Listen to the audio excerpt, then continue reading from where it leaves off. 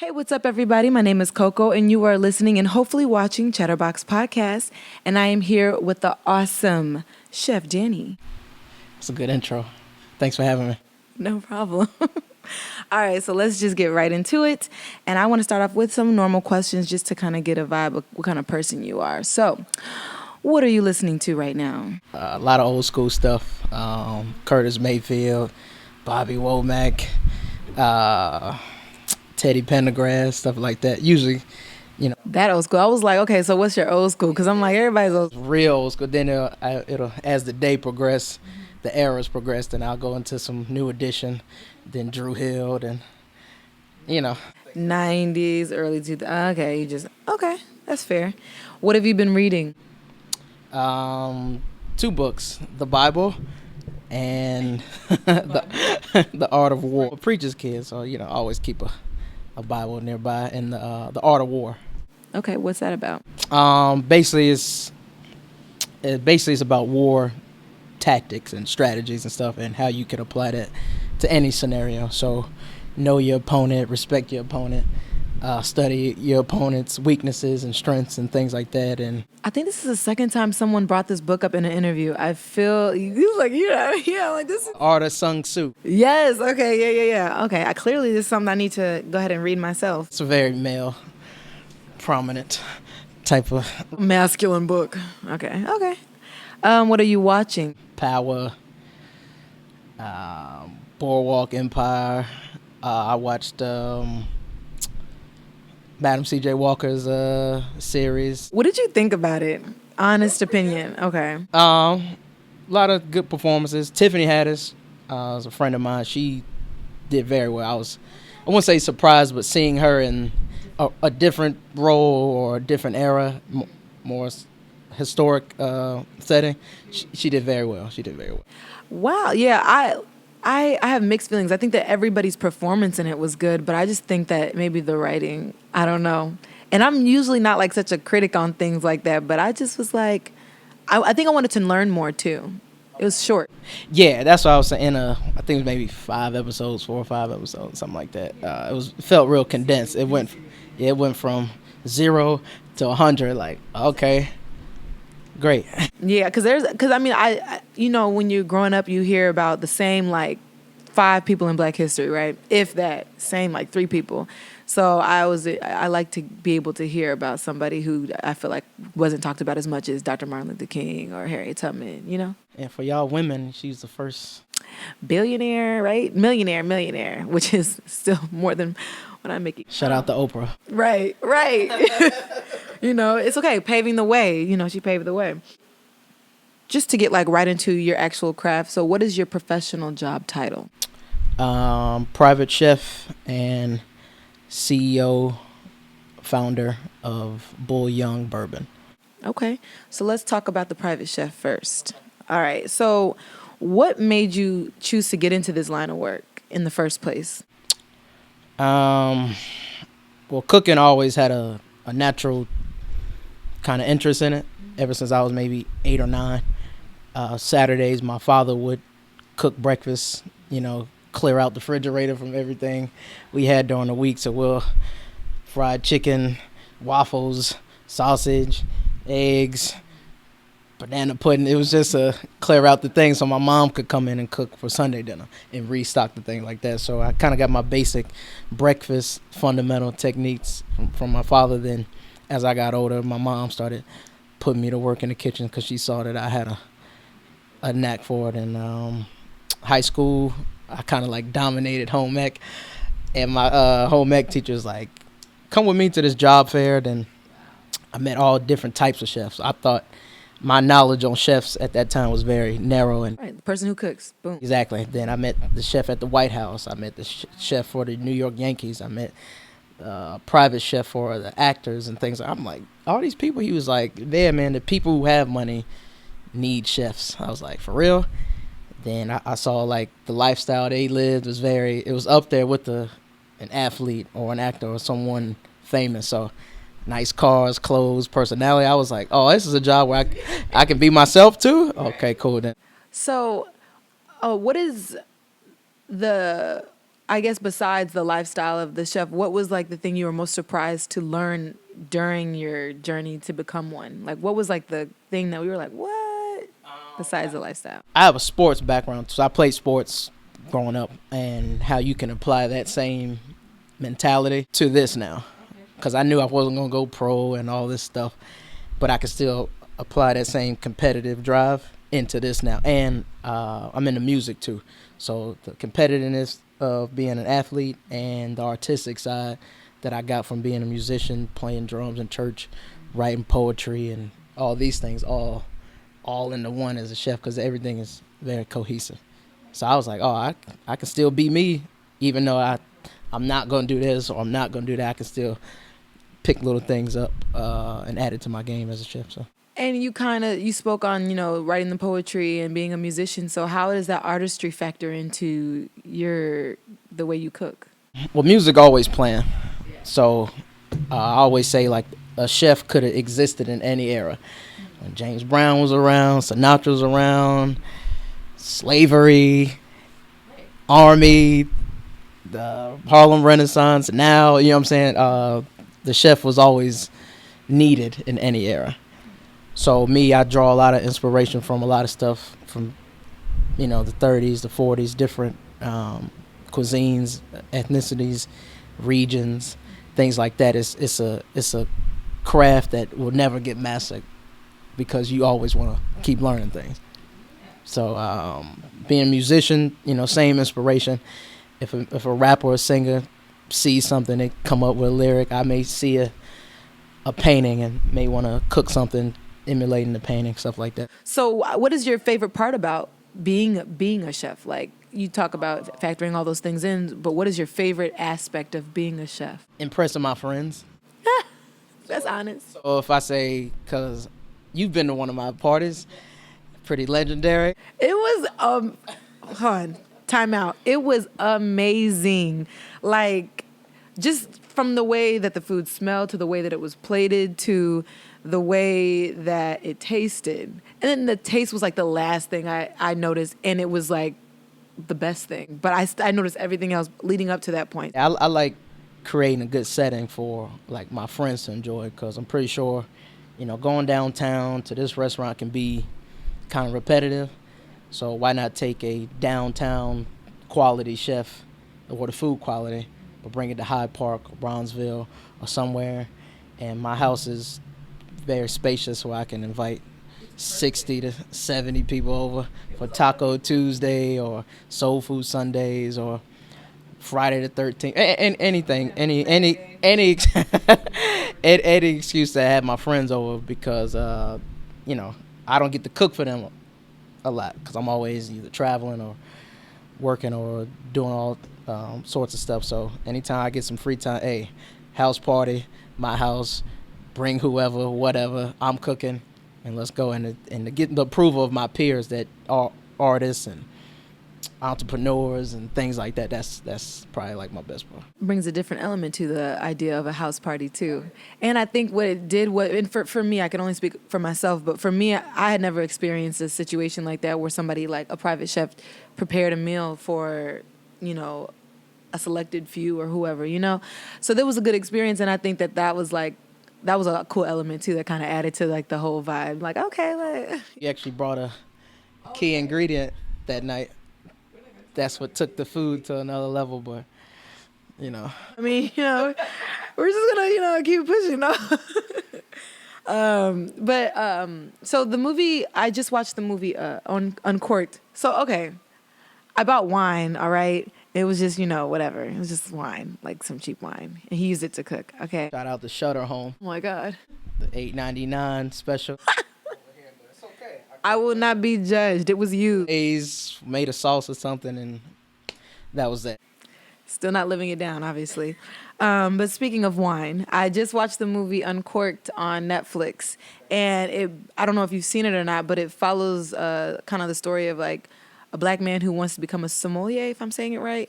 Sommelier. I kind of put a chef in that same like realm because it's something that I feel like in the black community is not very common. So people are like, because black people cook all day long, but who is becoming a chef? Who's deciding to take that path? And so I guess what have you found? Has that been a factor in this journey? And if so, how? For me, I've always wanted to. I never wanted to be known as the collard green mac and cheese, the soul food chef, because people when they see us, they automatically think Southern food, and which is perfect, which is great. I grew up on that. You probably grew up on that. That's kind of how I even started cooking, learning that. But always, I have a elastic imagination, and my creativity is, while everybody's cooking soul food, I want to go learn how to cook French food or steakhouse style or modern American, Brazilian, anything. So, because I never wanted to be limited. So, with my quest to kind of cook on the A1 level, a Michelin star level, which I've worked at a few establishments that currently have two stars. I got to cook on the highest level. So chefs I've worked under, they've been chefs at the world's best restaurants. The restaurants I've worked at have been top 50 in the world, things like that. And once I kind of got thrown in the fire, I wanted to open that door for another chef to come right behind me. Because when I got into it, I was maybe 19, 20, cooking at that level. And it was probably the hardest thing I ever had to do. So it was like, if I make it through this, they can't take that from me. So when I started, I was the only African American, the least experienced, and I was the lowest paid. And when I ended up leaving, I was the highest paid, still the only black, and I think I was the youngest too, still.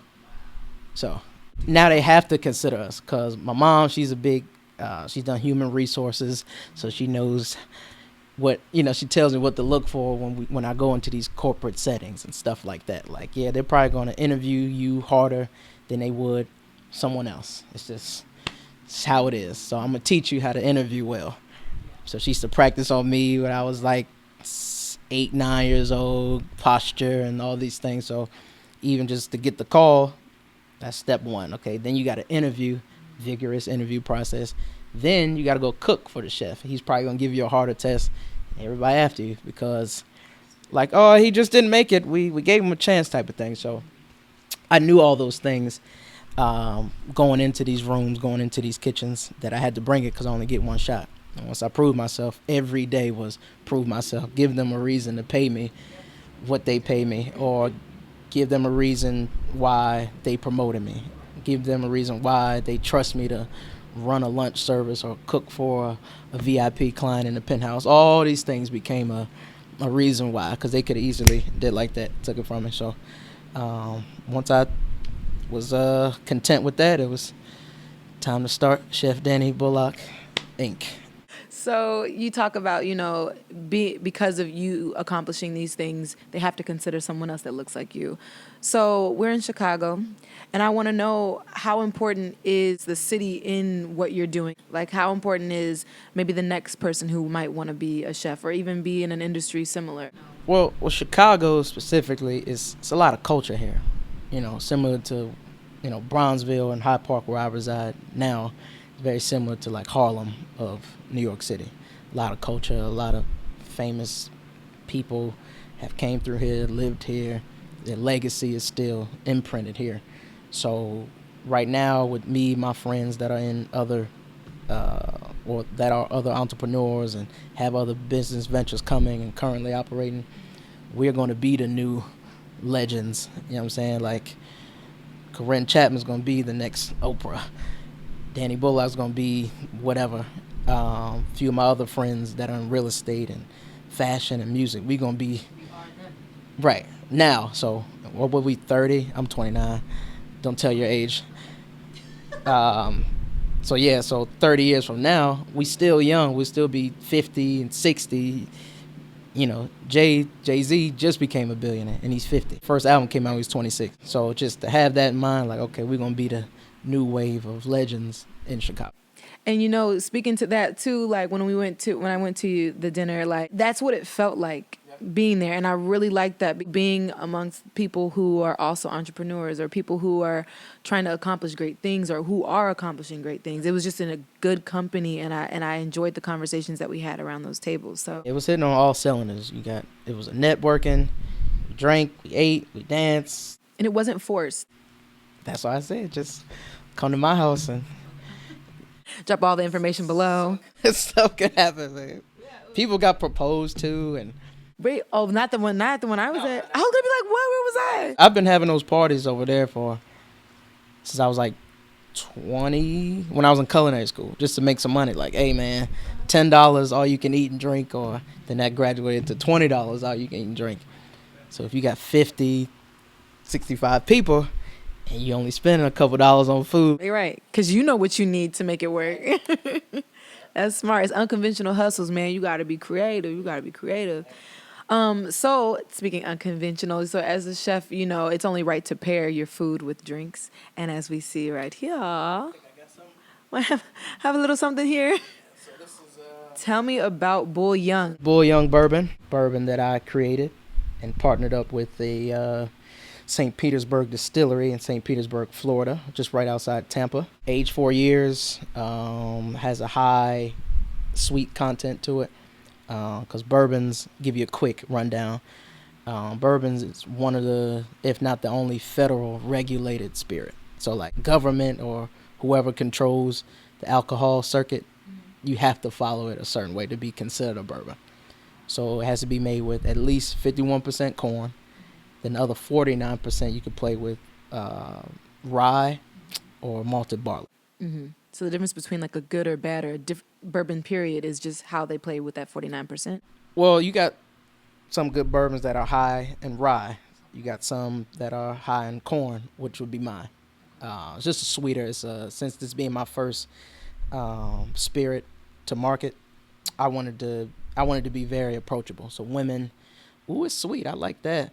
And guys say, man, oh man, it's smooth. I like that. So I knew I couldn't come out the gate with something with a high rye or a high, proofing level, things like that. It would have quickly pick a side. Exactly. So it's I like old fashions. I like it on the rocks, neat. Even I cook with it a lot of sauces, either on the savory side or in dessert side as well too. So it's a very versatile spirit. So that's why you chose bourbon versus like doing a whiskey or doing rum. All bourbons are whiskeys, but not all whiskeys are bourbons. Explain that. Outside of the 51% corn, all that stuff, it has to be aged in a brand new charred white oak barrel in the U.S. minimum 4 years. No additive coloring or flavoring. Everything what's there came from Mother Nature.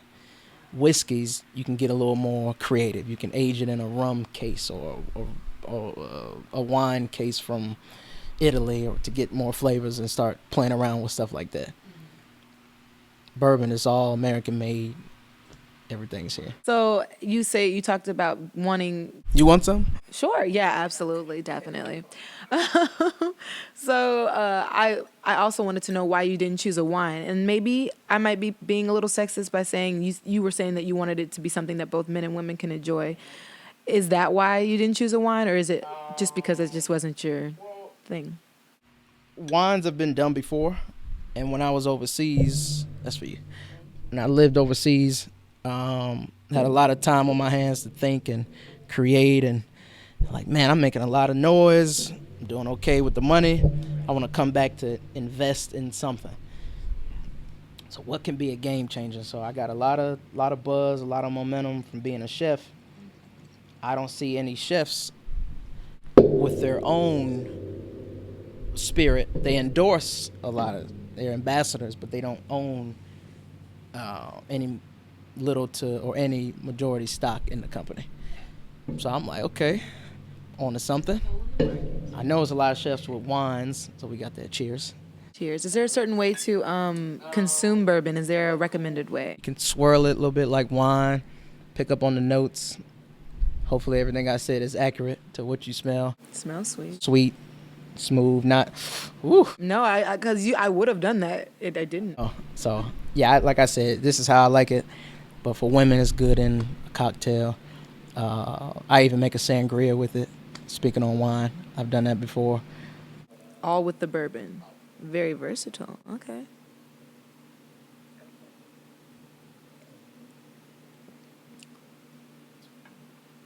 I didn't flinch. Ladies, I did not flinch. Go ahead, get yourself some bouillon. Um, but yeah, wines have been done before. Those come and go. Rappers with vodkas and tequilas, those come and go.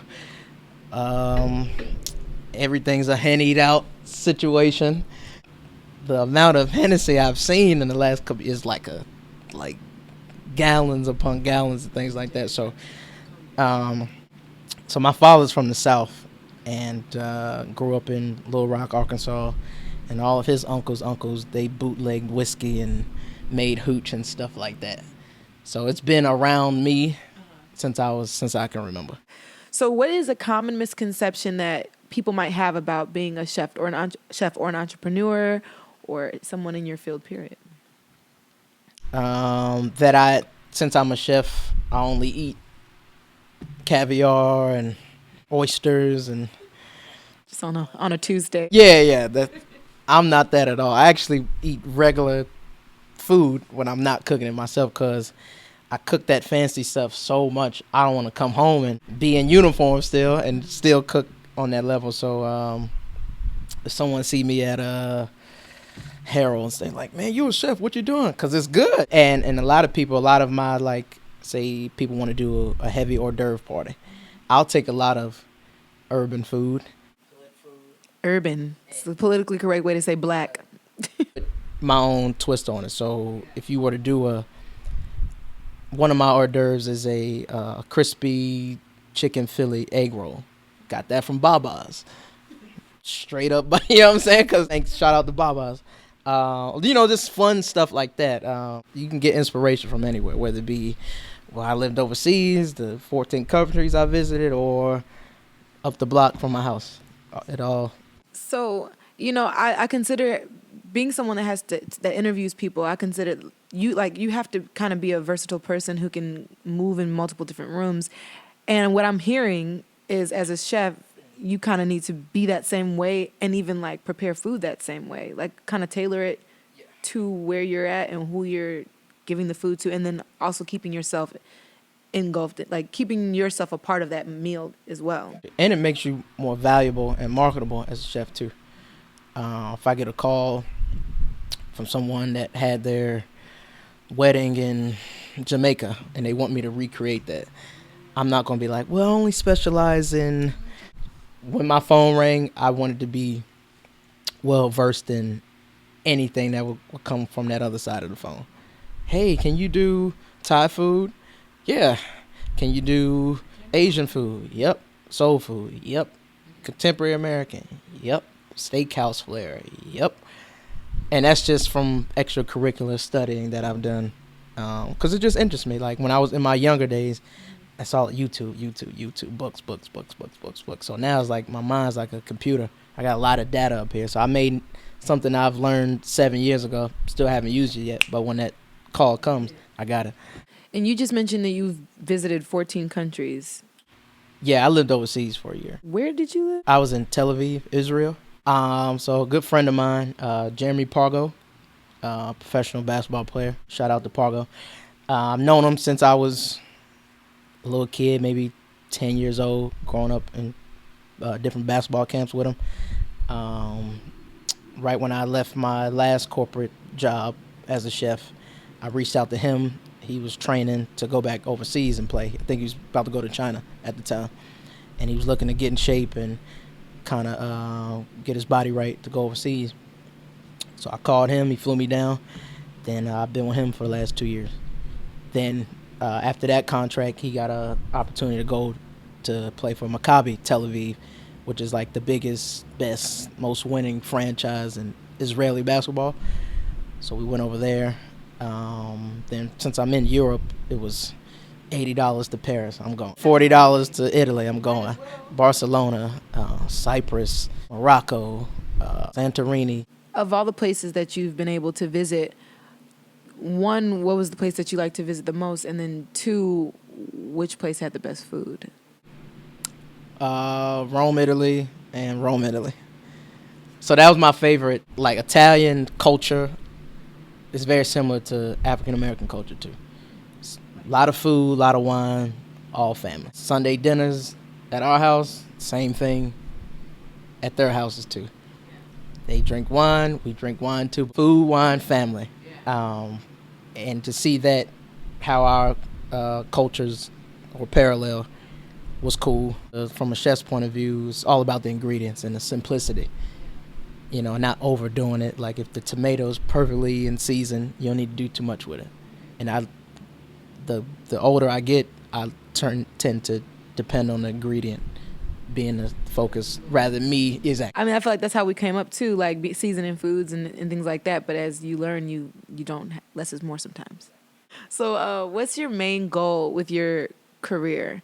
So, it within your career and then just in general. Just make my lifestyle a brand and company. So everything I do, I want to own it, the process of it. So I like to cook. Okay, I own the restaurant. I go eat it. I like to drink bourbon. I own a bourbon company. I like to dress, a clothing company.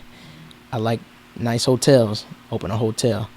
I like nice lounges and cigars. My own brand. You know what I'm saying? Just follow all my mentors and people I've looked up to.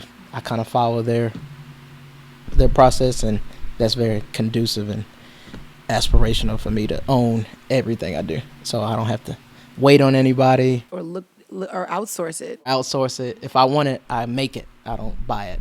I really like that model because I think people say, you living beyond your means or or you have to like adjust to whatever is out there, that you're making the lifestyle kind of fit you rather than you fitting the lifestyle. And I think that's really important, especially in this generation. It's almost like everybody wants to do multiple things, but there's a way to kind of go about it to make it make sense.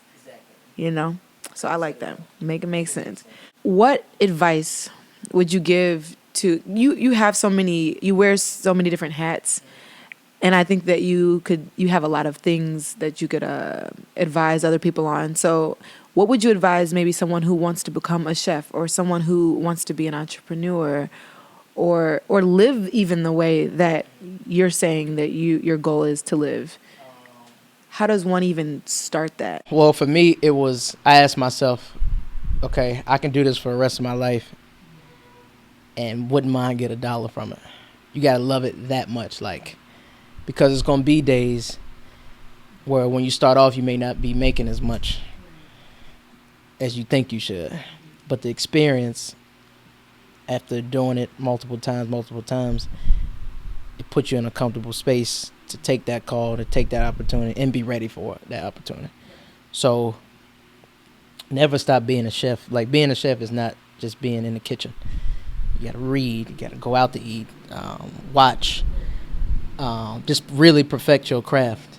And like I said, if you won't ever make $1 from it, would you still love it? Obviously, that's the mentality. Obviously, entrepreneur, obviously in the business to make money, but how you withstand a long stream of success is I can cook every day if I wanted to. I just love it that much. What's going on, family issues, anything going on, had a bad day or got some bad news, whatever. As long as I'm on that stove, it just blocks it out, and I can pour all that and kind of make some of my best food. Channel all that creative juices and pour it into one thing, and you get a lot of. I mean, you even talked about being an athlete, and I always hear when people are going through something, I just go to the gym, or I work it out. And so you're basically doing that in the kitchen. And I agree with you as far as having the passion enough to do something without necessarily getting instant benefits or rewards for it. Because what I've learned is that you have to show people that you're worth paying for whatever it is you're like presenting to them. You have to why should I? Unfortunately, I think even amongst like black people too, they would go to Walmart before they go to the black-owned store that's next door that might be charging $1 or $2 more. You have to earn it. Not even just with black people, but you have to earn the audience, earn the consumership. And don't look for what this business materially can do for you. Recently, I just started going overseas and stuff like that, and I've been cooking since I started culinary school. I was 19, 29 now. So now, 10 years later, now I get the calls to cook in LA, go overseas, go to Puerto Rico, cook for 2 people, and make what I would make in 3 months at a corporate job. But that took 10 years to do. I didn't come out the gate. And even before that, you've been cooking since you were younger. Exactly. That right. That's what I'm saying. In this climate now, a lot of folk think they can. Somebody told me I can cook, so now I'm a chef, and I'm like, can't be that simple. And like I said, it's easy to look like that too, because of the Instagrams, this you can buy followers, you can all this stuff because perception is everything. And all they're showing is what they would like to. Exactly. So, and always be prepared to cook, man. You think you can do something better than somebody, show them. Okay, and that makes me think, do you consider yourself a successful person? To my standards, yeah. Like, I set goals for myself, so I think that's a success. You know, I don't have to have the biggest house, the flashiest car, the design of this and stuff like that. What I do provides my son to have a good lifestyle, for me to travel, come and go as I please, teach other people, make history, you know. So those things, money I can't put a price tag on that. So success for me is I did what I set myself out to do. Success. Then everything else after that is extra credit for me. What would be the moment in your career where you're like, wow, like where you sit back and you're like, I just like, whew. And have you had it already? Yeah, I have. Okay. What was that moment for you? If I had to narrow it down, it's 2. I got the call to cook for Tiffany Haddish, good friend of mine, Precious Jackson. She's her personal hairstylist. Got connected with her. She told me who her clients were, and I'm gonna need you one day, so just be ready. Yeah. And at that time, I haven't cooked for anybody, just a lot of local stuff. But I'm like I said, I'm always ready. So she got the call, said, hey, we going to be in Vegas. I'm throwing a party for Tiffany. Can you come cook in her private villa? I said, book it. Let's do it. Let's book it. So they gave me like, yeah, we're going to do it on the 23rd. And this was like the 2nd. So I practiced every day that same dish in the circumstances where I had to cook at. So she had a villa. I had to cook in her villa, so there's no stoves, there's no oven, but I got to deliver a high quality meal. So I practiced, and she loved it. Her friends and staff loved it. We went to the show the next day. That was cool. We after the dinner, like all her staff went to go gamble, and a few of us just stayed, me and her. She was like, you from Chicago? I said, yeah, well, teach me how to step. So we taught, did a little 1-2 step, had a few cocktails all night, and just chilled by the pool. Great, you know what I'm saying? And so that was one. Then the call, I got to go overseas to cook for a professional basketball club for 11 months, where I was in charge of the meal preparations for about 7-8 players. So breakfast, lunch, dinner, pre-game, post-game, airplane food sometimes. On top of being Jeremy Pargo's live-in, breakfast, lunch, snack, midnight snack. Chef, what you got? I'm hungry. 4 in the morning. All that stuff. So once I got the call that it could take me from my mom's kitchen when I was 7, 8 to overseas now, very humbling experience. Yeah, it was just like, because it go by so fast. It's like, man, it feel like last year I was making scrambled eggs. Now I'm making lobster and things like that over here. And I think it's really nice to put in that hard work, and then for someone to see or to even like recognize it for what you've been putting in. Like, you work so much and you like, I don't come up for air. And then somebody's like, hey, I want you. And you're like, wow. And then you get a chance to actually sit and reflect on it. Yeah. And to put his how he performs, his body, things like that dictates his livelihood. So he trusts me enough. Like I known him since but he didn't know me as a chef. So I went into it like, okay, we not friends. I'm gonna show you what I got. Then from there, he'll tell this story. He was like, man, now I got it, but I thought you was gonna charge me. I said, man, just pay for my travel and the food. I just give me the opportunity to cook for someone that's known, popular athlete like yourself, and that's all I needed.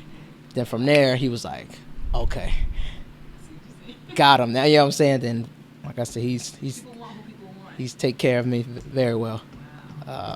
Very blessed with it. That's beautiful. And then not even that, because of the type of person that you seem to be, you've been able to, like you said, you were over there and then you went to all these other places to get more, get more. And I'm like, you knew that it was going to pay for itself in the long run. Wow. The place I wanted to go when I was writing in the journal.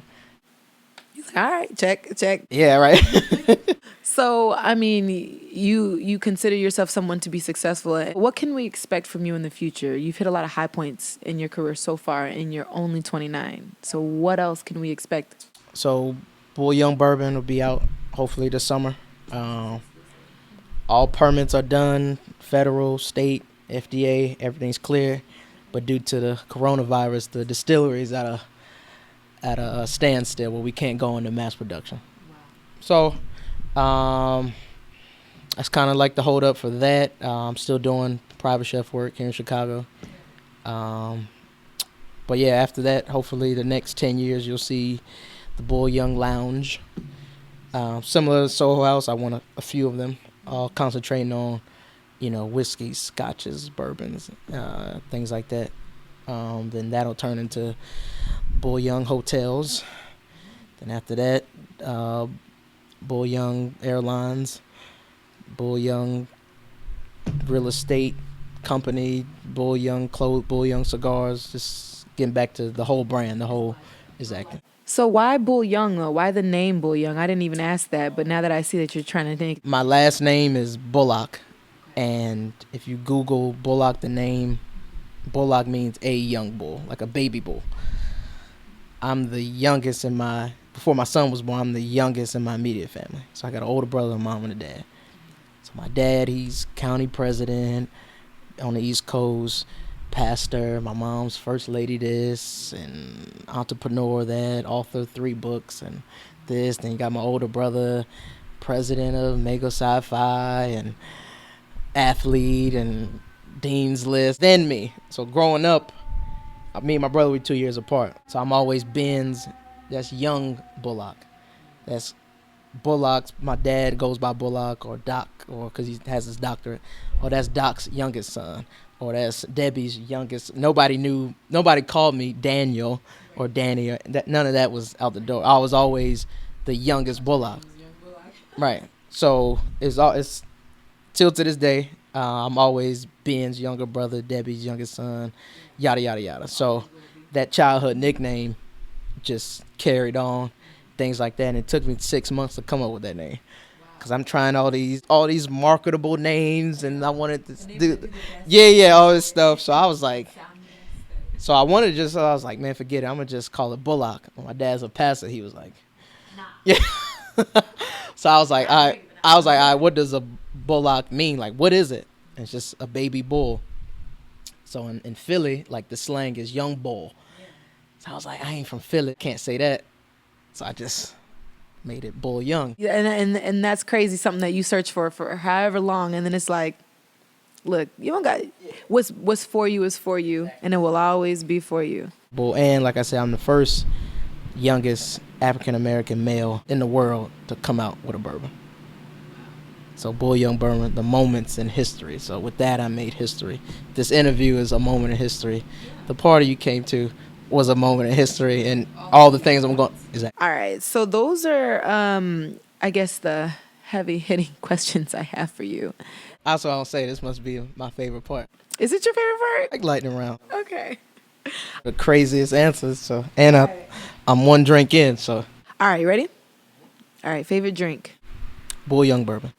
Gum or mints? Mints. Okay. Favorite song? This is A Man's World by James Brown. Okay. Favorite meal to eat? Fried chicken, mac and cheese, collard green, sweet potato, hot water cornbread. Favorite meal to prepare? Ooh, got him. Okay. A lobster agnolotti. So it's just a filled pasta, ravioli, almost. Favorite smell?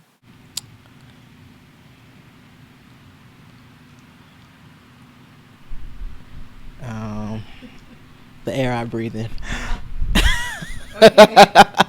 Sir, great answer. Favorite artist? Any kind of art. Jay-Z. Okay.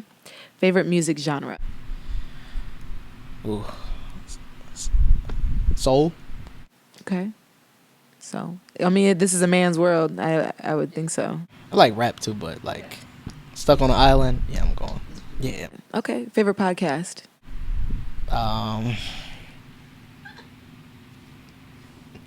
Chatterbox podcast. You heard it here first, ladies and gentlemen. But that is all the time we have. Again, my name is CoCo, and this is Chef Danny, and you are watching and hopefully listening to Chatterbox Podcast. Come on, let's take this down. This is heavy, but we're going to do it though. Toast to Bull Young Bourbon. Coming soon. Season finale of Chatterbox Podcast.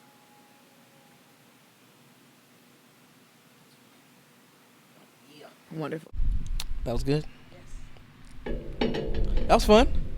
That's action. Yeah, outtakes. Yeah. Man in Black.